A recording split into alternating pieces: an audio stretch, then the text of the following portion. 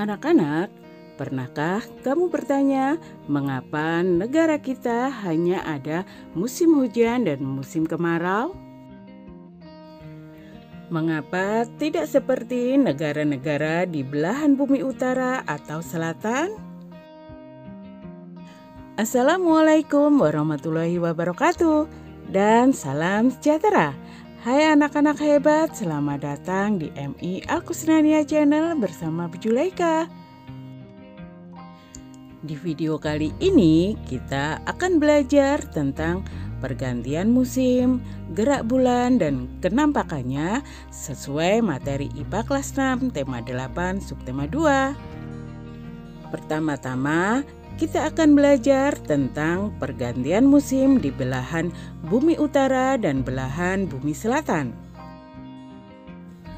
Anak-anak, di video IPA kelas 6 tema 8 subtema 1 kita sudah belajar bahwa selain berputar pada porosnya atau berotasi, bumi juga berputar mengelilingi matahari atau yang disebut dengan revolusi bumi. Bumi mengitari matahari pada lintasan yang berbentuk elips atau lonjong.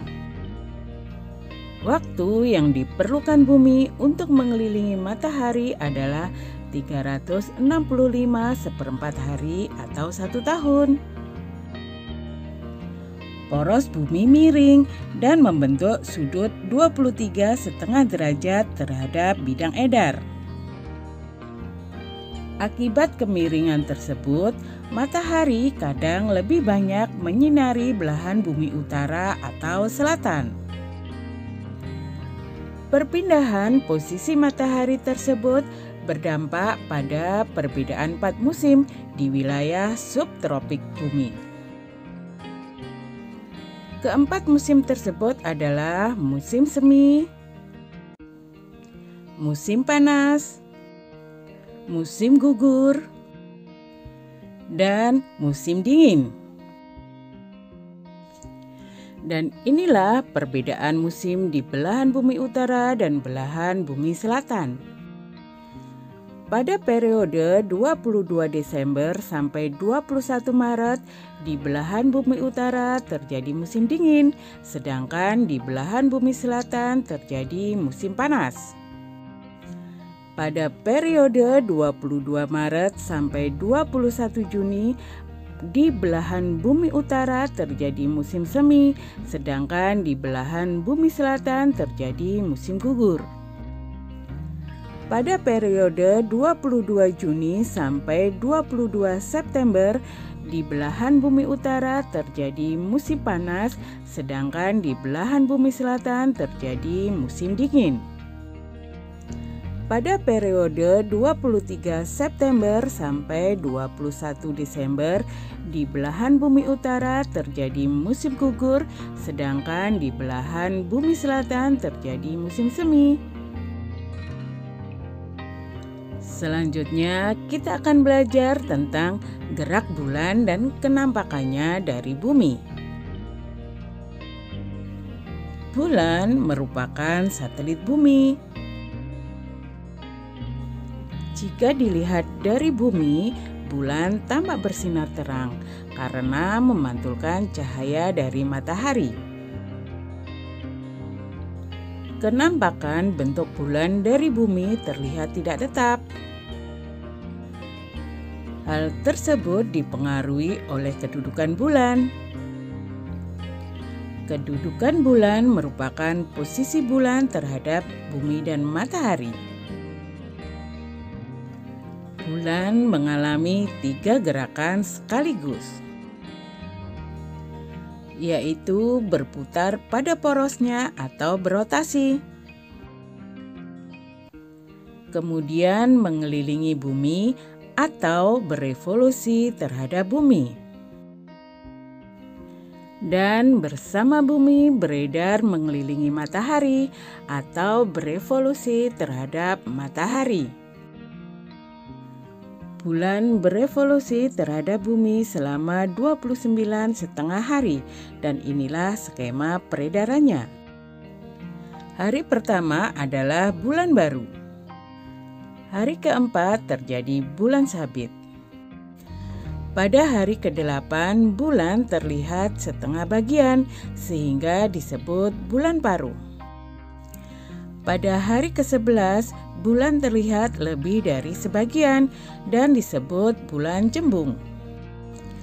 Pada hari ke-14 bulan terlihat bulat sempurna dan disebut bulan penuh atau bulan purnama.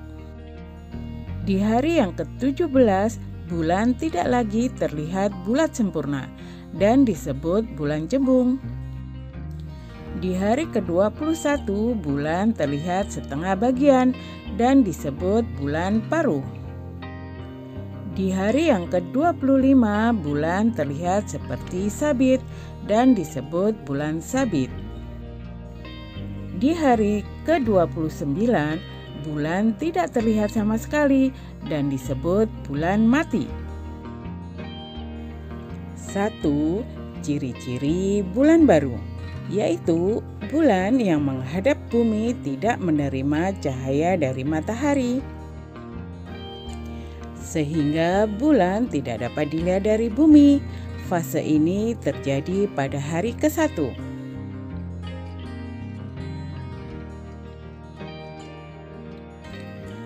2. Ciri-ciri bulan sabit, yaitu jika dilihat dari bumi, maka terlihat penampakan bulan yang melengkung seperti sabit. Fase ini terjadi pada hari keempat dan hari ke-25.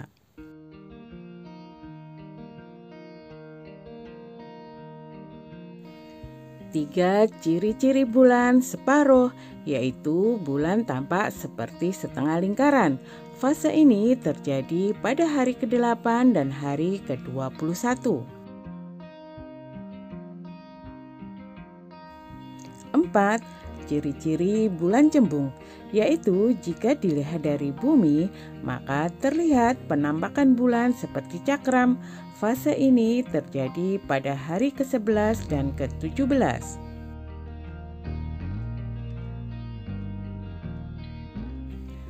5. Ciri-ciri bulan purnama, yaitu bulan berada pada sisi berlawanan dengan bumi sehingga cahaya matahari sepenuhnya terkirim ke bulan. Fase ini terjadi di hari ke-14. Kenampakan bentuk bulan dapat berbeda-beda. Hal tersebut disebabkan oleh pengaruh rotasi dan revolusi bulan.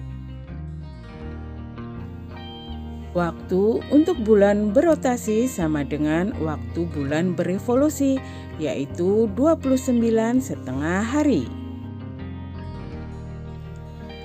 Selain perubahan pada kenampakannya, revolusi bulan juga mengakibatkan peristiwa pasang naik dan pasang surut air laut, serta peristiwa gerhana. Selanjutnya, kita akan belajar tentang gerhana bulan. Pernahkah kamu melihat gerhana bulan? Kapan gerhana bulan dapat dilihat?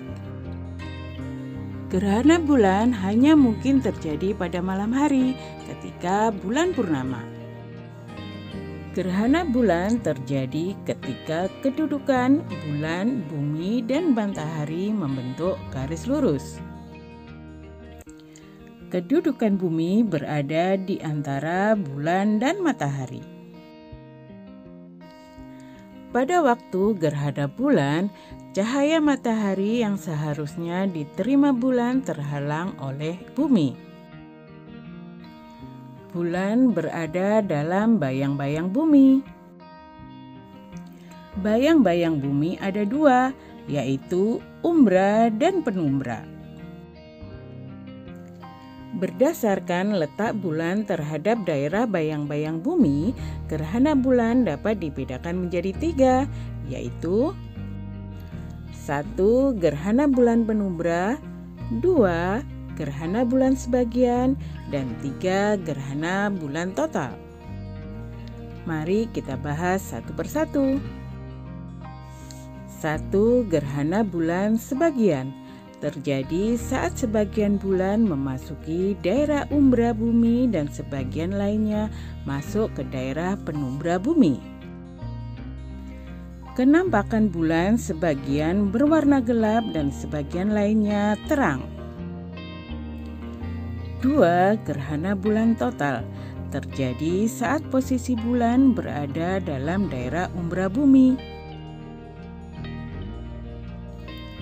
Kenampakan bulan menjadi gelap dan berwarna merah, tetapi masih terlihat garis lingkaran bulan. 3. Gerhana bulan penumbra terjadi saat bulan berada di daerah penumbra bumi. Kenampakan bulan akan seperti bulan purnama, tetapi berwarna sedikit gelap. Gerhana bulan mengakibatkan pasang naik tertinggi dan pasang surut terendah air laut. Hal tersebut disebabkan gaya gravitasi bulan yang cukup besar sehingga menarik air laut. Pasang naik tertinggi berdampak pada masuknya air laut ke wilayah pesisir, biasanya dikenal sebagai banjir rob. Di waktu yang sama, daerah lain di bumi yang mengalami pasang surut terendah mengakibatkan kapal sulit berlabuh di dermaga. Nah anak-anak, demikianlah pembelajaran kita kali ini. Semoga pembahasannya mudah kalian mengerti dan kalian pahami ya. Terima kasih sudah belajar. Terima kasih juga sudah subscribe. Bu Guru pamit dulu. Bye. Wassalamualaikum warahmatullahi wabarakatuh.